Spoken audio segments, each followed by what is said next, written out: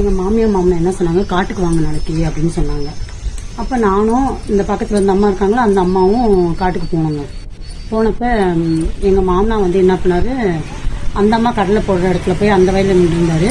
எங்கள் மாமியார் வந்து நான் கடலை போடுற இடத்துல என் வயலில் வந்து நின்றுருந்தாங்க. காலையில் சூரியன் உதிச்சதுல ஒரு 10 மணி போல் இருக்கும். அப்போ சாமியை கும்பிட்டுட்டு சூரியனை பார்த்து கும்பிட்டுட்டு கடலை போடுங்க அப்படின்னு சொன்னாங்க எங்கள் மாமியார். நானும் அதே மாதிரி சாமியை கும்பிட்டுட்டு கடலை போட்டேங்க. அதே மாதிரி அந்த அம்மாவுக்கு எங்கள் மாமனார் சொன்னார், அந்த அம்மா போட்டாங்க. கடலையை போட்டுட்டோம். கடலை போட்டு நல்லா விளைஞ்சிருச்சுங்க. 6 மாசமோ என்னவோ கழிச்சு கடலை பிடுங்க ஆரம்பிச்சிட்டோம். அவங்க வயலில் அவங்க பிடுங்கினாங்க, எங்கள் வயலில் நாங்கள் பிடுங்கினோங்க.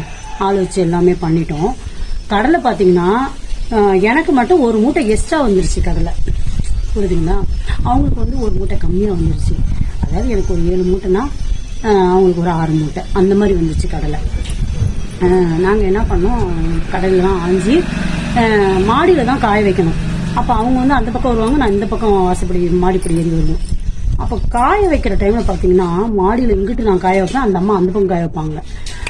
அதில் வந்து நம்ம எவ்வளோதான் கடலை சேர்ந்தாலும் சரிங்க, அந்த கடலை என்ன பண்ணிட்டாங்க, ஆள் டைமில் தள்ளி விட்டுக்கிறது. தள்ளி விட்டுக்கிறது.